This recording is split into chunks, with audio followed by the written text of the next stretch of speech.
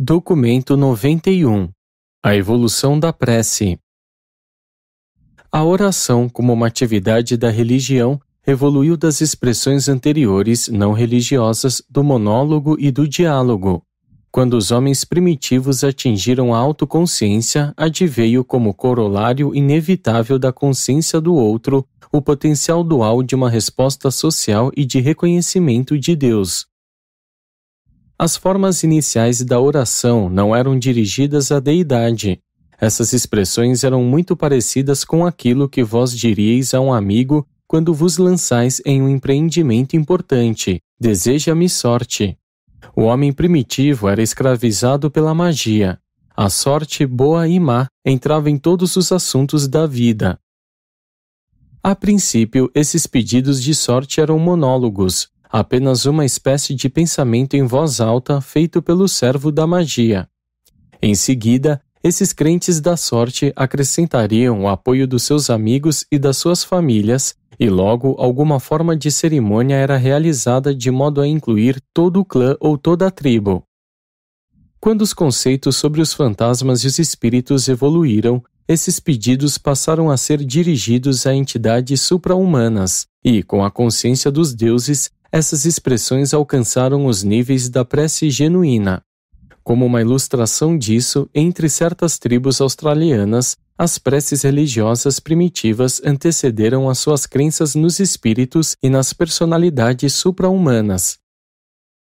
Na Índia, uma tribo de nome Toda atualmente observa essa prática de não dirigir a prece a ninguém em particular, exatamente como faziam os povos primitivos, antes dos tempos da consciência religiosa. Só que, entre a tribo toda, isso representa uma regressão da sua religião, degenerada até esse nível primitivo. Os rituais recentes dos sacerdotes leiteiros dos Todas não representam uma cerimônia religiosa, porque essas preces impessoais não contribuem em nada para a conservação nem para o engrandecimento de quaisquer valores sociais, morais ou espirituais. A prece pré-religiosa era uma parte das práticas maná dos melanésios, das crenças Oudá, dos pigmeus africanos e das superstições Manitou dos índios norte-americanos. As tribos Baganda da África apenas recentemente emergiram do nível maná de prece. Nessa confusão evolucionária primitiva, os homens dirigiram as suas preces aos deuses, locais e nacionais, aos fetiches, aos amuletos, aos fantasmas, aos governantes e às pessoas comuns. 1. A prece primitiva. A função da religião evolucionária primitiva é conservar e ampliar os valores sociais, morais e espirituais essenciais que aos poucos vão tomando forma. Essa missão da religião não é conscientemente observada pela humanidade, mas é realizada principalmente pela função da oração. A prática da prece representa um esforço involuntário, no entanto pessoal e coletivo, de qualquer grupo para assegurar, para tornar real, essa conservação dos valores mais elevados. Todavia, não for a salvaguarda proporcionada pela oração, todos os dias sagrados transformar-se-iam rapidamente em meros feriados. A religião e os seus atos, dos quais o principal é a oração, estão aliados apenas àqueles valores que têm reconhecimento social geral e a aprovação do grupo. Portanto, quando o homem primitivo tentou gratificar as suas emoções mais basais ou realizar as suas ambições não disfarçadamente egoístas, ele ficou privado do consolo da religião e da ajuda da oração. Quando o indivíduo buscava realizar qualquer coisa antissocial, ele via-se obrigado a buscar a ajuda da magia não religiosa, a recorrer a feiticeiros, ficando assim privado da assistência da prece. A oração, portanto, muito cedo se tornou uma poderosa promotora da evolução social, do progresso moral e da realização espiritual. Mas a mente primitiva não era nem lógica nem coerente. Os primeiros homens não percebiam que as coisas materiais não eram do domínio da oração. Essas almas de mente simples constataram que a comida, o abrigo, a chuva, a caça e outros bens materiais aumentavam o bem-estar social e, assim sendo, começaram a fazer preces para obter essas bênçãos materiais. Ainda que se constituísse em um desvirtuamento da oração, isso encorajava o esforço de realizar esses objetivos materiais por meio de ações sociais e éticas. Essa prostituição da oração, embora aviltasse os valores espirituais de um povo, não obstante elevava diretamente seus costumes econômicos, sociais e éticos. A prece é apenas um monólogo para o tipo mais primitivo de mente. Muito cedo se transforma em um diálogo e rapidamente se expande ao nível do culto grupal. A prece significa que os encantamentos pré-mágicos da religião primitiva evoluíram até aquele nível no qual a mente humana reconhece a realidade dos poderes benéficos ou dos seres capazes de elevar os valores sociais e de ampliar os ideais morais e, mais ainda, significa que essas influências são supra-humanas e distintas do ego do ser humano autoconsciente e do ego dos seus semelhantes mortais. A oração verdadeira, portanto, não surge antes que a ação da ministração religiosa seja visualizada como pessoal. A prece tem pouca ligação com o animismo, mas essa crença, as formas da natureza tendo uma alma, pode existir paralelamente aos sentimentos religiosos que emergem. Muitas vezes, a religião e o animismo tiveram origens totalmente diversas. Para aqueles mortais que não se libertaram das algemas primitivas do medo, há o perigo real de que toda prece possa levar a uma sensação mórbida de pecado, a convicções injustificadas de culpa, reais ou fantasiosas. Mas, nos tempos modernos, não é provável que tantos gastem tanto tempo em preces a ponto de que isso os leve a reflexões nocivas sobre a própria indignidade ou culpabilidade. Os perigos que se relacionam à distorção e à deturpação da oração vêm mais da ignorância, da superstição, da cristalização, da desvitalização, do materialismo e do fanatismo. 2. A prece em evolução. As primeiras preces eram meramente desejos verbalizados, uma expressão de desejos sinceros. Em seguida, a prece tornou-se uma técnica de obter a cooperação dos espíritos. E então atingiu uma função mais elevada, a de ajudar a religião na conservação de todos os valores dignos de serem preservados. As preces, tanto quanto a magia, surgiram como fruto das reações de ajustamento do homem ao meio ambiente urantiano. Mas, à parte essa relação generalizada, tem pouco em comum. A prece sempre indicou uma ação positiva da parte do ego que a pronuncia. Tem sido sempre psíquica e algumas vezes espiritual. Via de regra, a magia tem significado uma tentativa de manipular a realidade sem afetar o ego do manipulador, do executor da magia. Apesar das suas origens independentes, a magia e a prece têm sido frequentemente interrelacionadas nos seus estágios avançados de desenvolvimento. Partindo de fórmulas e passando por rituais e encantamentos, a magia elevou-se algumas vezes chegando ao umbral da verdadeira prece. E a prece algumas vezes tem se tornado tão materialista que chegou a degenerar-se em uma técnica pseudomágica de evitar o uso dos esforços, os quais são os requisitos mesmos para a solução dos problemas urantianos. Quando o homem aprendeu que a prece não podia coagir os deuses, ela transformou-se mais em um pedido, em uma busca de favores. Mas a oração mais verdadeira é, na realidade, uma comunhão entre o homem e o seu Criador. O surgimento da ideia do sacrifício em qualquer religião diminui infalivelmente o alto potencial de eficácia da verdadeira prece, no sentido de que os homens substituem a oferenda da consagração da sua própria vontade de cumprir a vontade de Deus pelas oferendas de posses materiais. Quando a religião está desprovida de um Deus pessoal, as preces transladam-se para os níveis da teologia e da filosofia. Quando o conceito mais elevado de Deus em uma religião é o de uma deidade impessoal, como no idealismo panteísta, embora forneça a base para certas formas de comunhão mística, isso se tem demonstrado fatal à potência da oração verdadeira, que representa sempre a comunhão do homem com um ser pessoal e superior. Durante os tempos primitivos da evolução racial e até mesmo nos tempos presentes, na experiência cotidiana do mortal mediano, A prece é algo muito próximo do fenômeno do contato feito pelo homem com o seu próprio subconsciente. Mas há também um domínio da prece no qual o indivíduo, intelectualmente alerta e em progresso espiritual, alcança um contato maior ou menor com os níveis supraconscientes da mente humana. Domínio esse que é do ajustador do pensamento residente.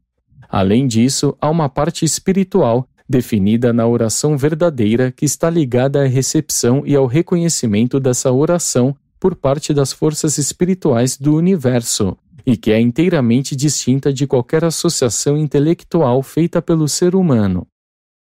A oração contribui grandemente para o desenvolvimento do sentimento religioso de uma mente humana em evolução. É uma influência poderosa que opera impedindo o isolamento da personalidade.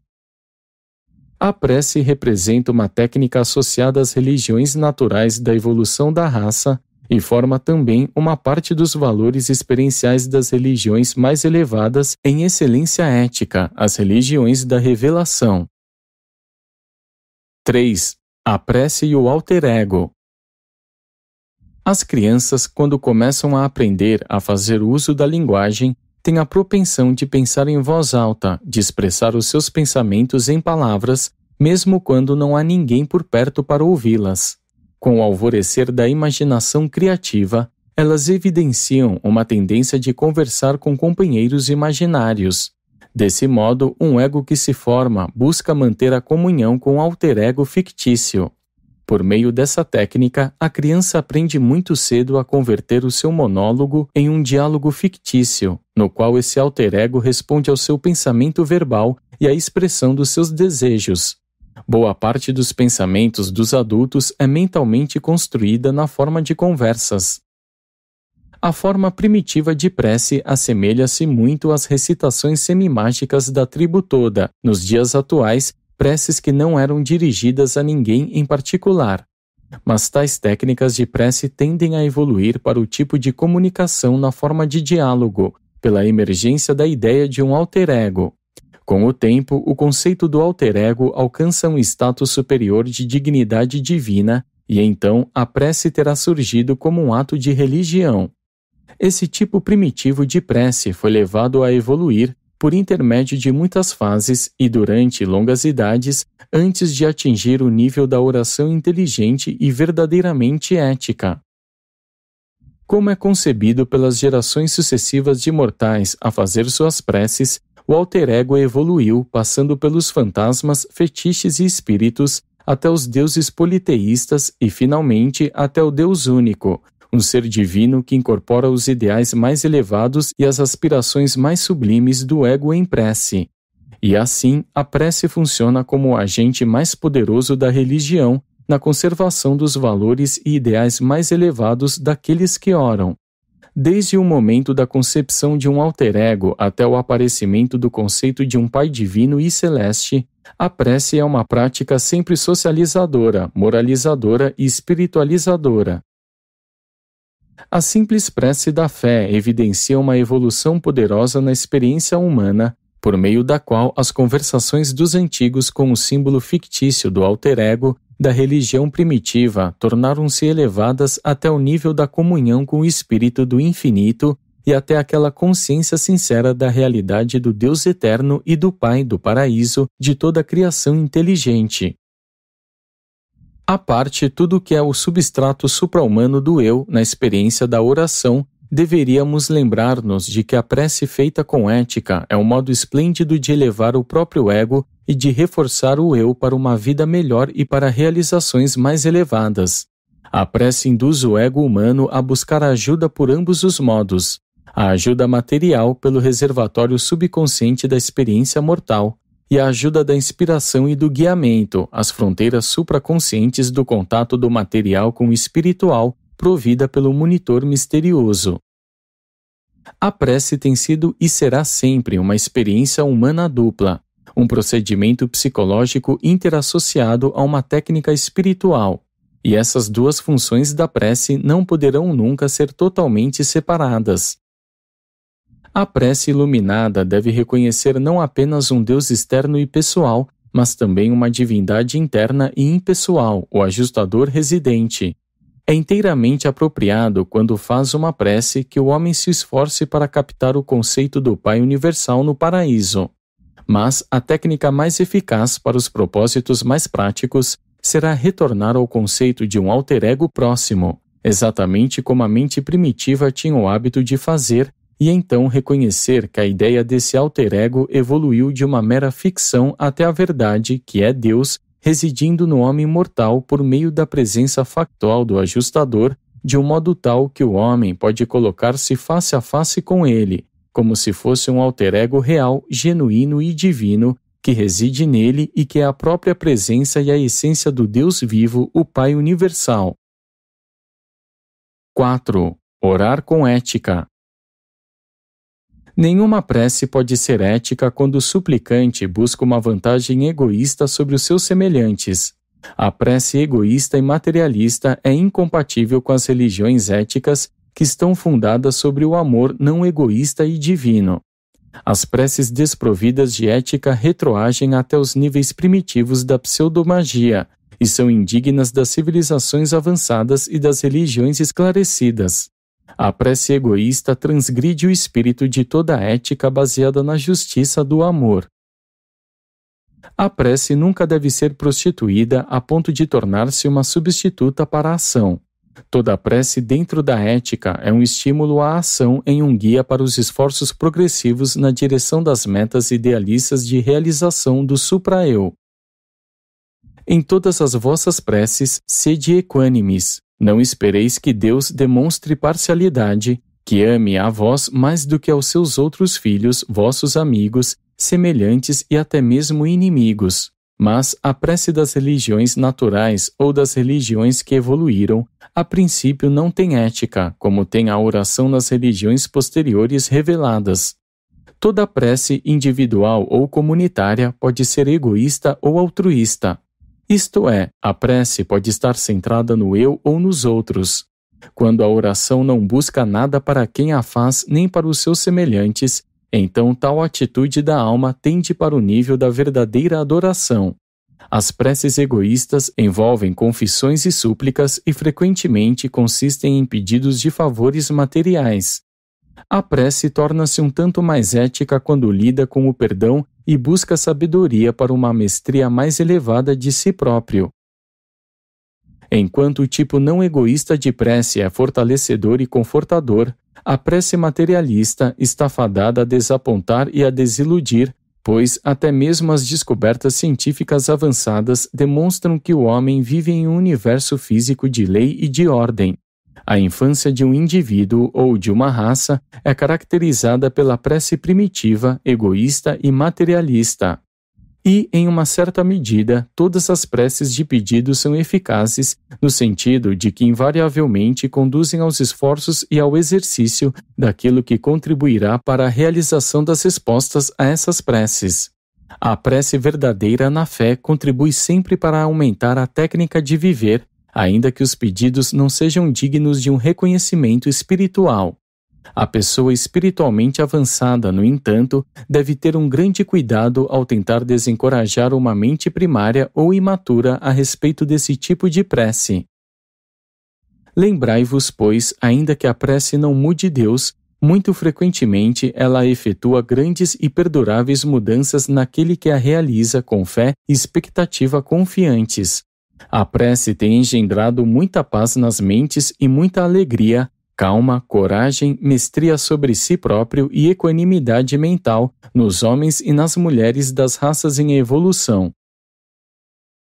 5. As repercussões sociais da prece. No culto aos ancestrais, a prece leva ao cultivo dos ideais ancestrais. Mas a prece, enquanto aspecto de adoração da deidade, transcende todas as outras práticas dessa ordem, pois leva ao cultivo de ideais divinos.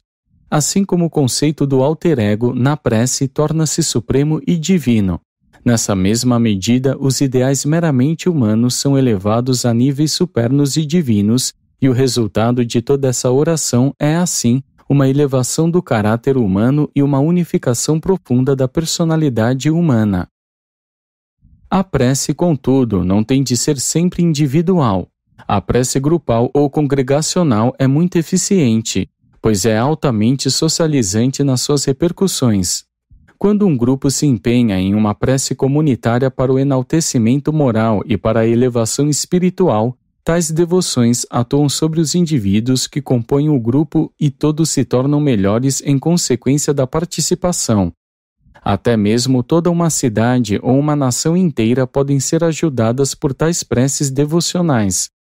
A confissão, o arrependimento e a prece têm conduzido indivíduos, cidades, nações e raças inteiras a esforços poderosos de reforma e até a atos corajosos para realizações de muito valor. Se vós realmente desejais vencer o hábito de criticar algum amigo, o meio mais rápido de realizar essa mudança de atitude é estabelecer o hábito de orar por essa pessoa a cada dia de vossa vida. Mas as repercussões sociais de tais preces dependem, sobretudo, de duas condições. 1. A pessoa por quem se faz a prece deve saber que se está orando por ela. 2. A pessoa que ora deve entrar em contato social íntimo com a pessoa por quem está orando. A prece é a técnica pela qual, mais cedo ou mais tarde, toda religião torna-se institucionalizada. E, com o tempo, a prece torna-se associada a inúmeras agências e agentes secundários, alguns que ajudam e outros que são decididamente deletérios, tais como os sacerdotes, os livros sagrados, os rituais e cerimoniais de adoração. As mentes de maior iluminação espiritual devem, todavia, ser pacientes e tolerantes com os intelectos menos dotados, aqueles que ardentemente almejam um simbolismo para que o seu fraco discernimento espiritual seja mobilizado. Os fortes não devem encarar os fracos com desdém. Aqueles que são cientes de Deus, sem simbolismos, não devem negar a ministração da graça do símbolo àqueles que encontram dificuldade em adorar a deidade e em reverenciar a verdade, a beleza e a bondade sem formas nem rituais. Na prece de adoração, a maioria dos mortais visualiza algum símbolo como meta e objeto para suas devoções. 6. A abrangência da prece. A prece, a menos que esteja em ligação com a vontade, com as ações das forças espirituais pessoais e com os supervisores materiais de um reino, não pode ter nenhum efeito direto sobre o vosso próprio meio ambiente físico. Ainda que haja limites bem definidos para a abrangência dos pedidos da prece, tais limites não se aplicam da mesma maneira à fé daqueles que oram. A prece não é uma técnica de cura para doenças reais e orgânicas, mas tem contribuído enormemente para o gozo de saúde abundante e a cura de inúmeros males mentais, emocionais e nervosos. E mesmo no caso de doenças causadas por bactérias reais, a prece muitas vezes tem aumentado a eficácia dos remédios empregados. A prece tem transformado muitos seres inválidos, irritadiços e queixosos em paradigmas da paciência, e tem feito deles uma inspiração para todos os outros indivíduos humanos sofredores. Não importa quão difícil possa ser conciliar a dúvida científica sobre a eficácia da prece com a necessidade sempre premente de buscar ajuda e orientações nas fontes divinas, nunca vos esqueçais de que a prece sincera da fé é uma força poderosa na promoção da felicidade pessoal, no autocontrole individual, na harmonia social, no progresso moral e na conquista espiritual. A prece, mesmo como uma prática puramente humana, como um diálogo com o próprio alter ego, constitui uma técnica de abordagem, a mais eficiente, para colocar em ação aquela reserva de forças da natureza humana que está armazenada e conservada nos reinos inconscientes da mente humana. A prece é uma prática psicológica saudável, independentemente das suas implicações religiosas e da sua significação espiritual. É um fato na experiência humana que a maior parte das pessoas, quando pressionada tão duramente quanto necessário, irá orar de algum modo para alguma fonte de ajuda. Não sejais tão ociosos a ponto de pedir a Deus que resolva todas as vossas dificuldades, mas nunca hesiteis em pedir a Ele a sabedoria e a força espiritual para guiar-vos e sustentar-vos enquanto estiverdes enfrentando, corajosa e resolutamente, os problemas que surgirem. A prece tem sido um fator indispensável ao progresso e à preservação de uma civilização religiosa, e tem ainda a dar poderosas contribuições ao futuro crescimento e à espiritualização da sociedade. Se aqueles que oram apenas o fizerem à luz dos fatos científicos, da sabedoria filosófica, da sinceridade intelectual e da fé espiritual. Orai como Jesus ensinou aos seus discípulos, honestamente, sem egoísmo, com equanimidade e sem duvidar. Mas a eficácia da oração na experiência espiritual pessoal daquele que ora não é, de modo algum, dependente do seu entendimento intelectual, da sua acuidade filosófica, do seu nível social, do status cultural, nem de outras aquisições suas na vida mortal. Os sucedâneos psíquicos e espirituais de quem ora com fé são imediatos, pessoais e experienciais. Não há outra técnica por meio da qual qualquer homem, a despeito de todos os seus outros feitos mortais, possa, tão efetiva e imediatamente, aproximar-se do umbral do reino no qual ele pode comunicar-se com aquele que o criou, no qual a criatura entra em contato com a realidade do Criador, com o ajustador do pensamento residente. 7. O misticismo, o êxtase e a inspiração. O misticismo, como técnica para o cultivo da consciência da presença de Deus, é em si totalmente louvável, mas quando leva ao isolamento social e culmina em fanatismo religioso, tal prática não é senão repreensível. E, muito frequentemente, aquilo que os místicos sobreexaltados consideram inspiração divina não passa das exaltações do profundo da sua própria mente. O contato da mente mortal com o ajustador residente, embora frequentemente favorecido pela meditação devotada, é com mais frequência facilitado pelo serviço sincero e de coração da ministração não egoísta dos nossos semelhantes. Os grandes educadores religiosos e os profetas das idades passadas não eram místicos extremados, eram homens e mulheres conscientes de Deus que serviram melhor ao seu Deus pelo serviço não egoísta aos seus semelhantes mortais. Jesus frequentemente levava os seus apóstolos para longe por curtos períodos para que meditassem e orassem. Mas, durante a maior parte do tempo, eles os mantinha no serviço e no contato com as multidões. A alma do homem requer exercício espiritual tanto quanto alimento espiritual. O êxtase religioso é permissível quando resulta de antecedentes sadios, mas essa experiência é, mais frequentemente, o produto de influências mais puramente emocionais do que de uma manifestação de caráter espiritual profundo. As pessoas religiosas não devem considerar todos os pressentimentos psicológicos vívidos, nem todas as experiências emocionais intensas como revelações divinas, nem como comunicações espirituais. O êxtase espiritual genuíno vem associado, em geral, a uma grande calma externa e a um controle emocional quase perfeito. E a verdadeira visão profética é um pressentimento suprapsicológico. Essas graças não são pseudo-alucinações, nem êxtases em forma de transe. A mente humana pode atuar em resposta à chamada inspiração quando é sensível, seja às exaltações do subconsciente, seja aos estímulos do supraconsciente. Nos dois casos, parece ao indivíduo que tais ampliações do conteúdo do consciente são mais ou menos alheias ao próprio controle. O entusiasmo místico incontido e o êxtase religioso desenfreado não são as credenciais de nenhuma inspiração, nem credenciais supostamente divinas. O teste prático de todas essas estranhas experiências religiosas de misticismo, de êxtase e de inspiração é o de observar se esses fenômenos levam o indivíduo 1. A gozar de uma saúde física melhor e mais completa. 2. A funcionar mais eficiente e praticamente na sua vida mental. 3. A socializar mais plena e alegremente a sua experiência religiosa. 4. A espiritualizar mais completamente a sua vida no cotidiano e a desempenhar-se fielmente dos deveres comuns da existência mortal rotineira.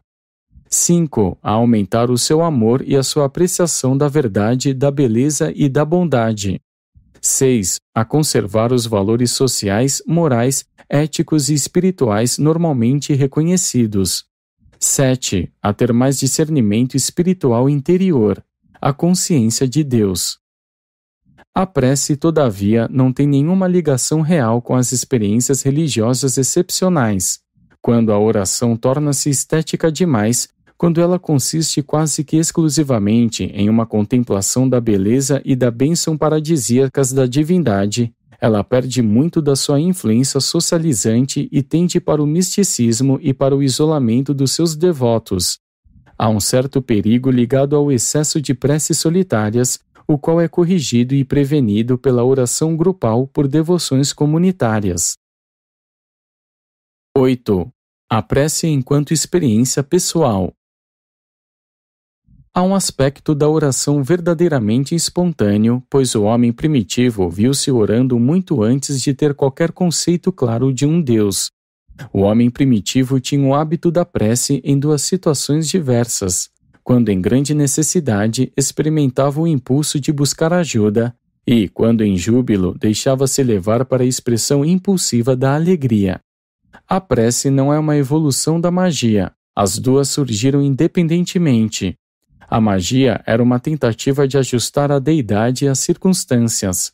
A prece é um esforço de ajustar a personalidade à vontade da deidade. A verdadeira prece é tanto moral quanto religiosa. A magia não é nem moral nem religiosa. A prece pode tornar-se um costume estabelecido. Muitas pessoas oram porque outras o fazem. Outros ainda oram porque temem que alguma coisa terrível aconteça caso não ofereçam as suas súplicas de sempre. Para alguns indivíduos, a prece é a expressão tranquila da gratidão. Para outros, uma expressão grupal de louvação, de devoções sociais. Algumas vezes é a imitação da religião de uma outra pessoa, ao passo que a verdadeira oração é uma comunicação sincera e confiante da natureza espiritual da criatura com a onipresença do Espírito do Criador. A prece pode ser uma expressão espontânea da consciência que se tem de Deus, ou pode ser uma recitação desprovida de sentido de fórmulas teológicas. Pode ser a louvação em êxtase de uma alma que conhece a Deus, ou a obediência servil de um mortal tomado pelo temor. Algumas vezes é a expressão patética de um anseio espiritual, e outras vezes um clamor que esbraveja em frases pias. A prece pode ser um louvor jubiloso ou um humilde pedido de perdão. A prece pode ser uma solicitação infantil de algo impossível ou uma súplica madura de crescimento moral e força espiritual. Uma súplica pode consistir em um pedido do pão de cada dia ou incorporar um anseio sincero de encontrar Deus e de fazer a sua vontade. Pode ser uma solicitação puramente egoísta ou um gesto verdadeiro e magnífico na direção da realização de uma irmanação generosa.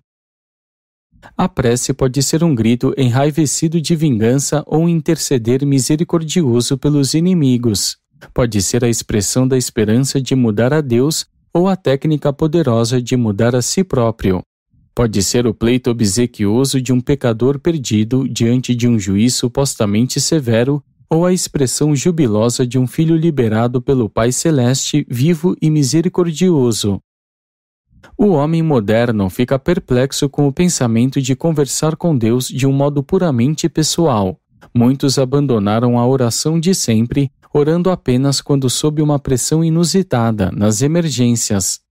O homem deveria falar a Deus com destemor. Todavia, apenas um ser infantil espiritualmente assumiria persuadir ou presumiria mudá-lo.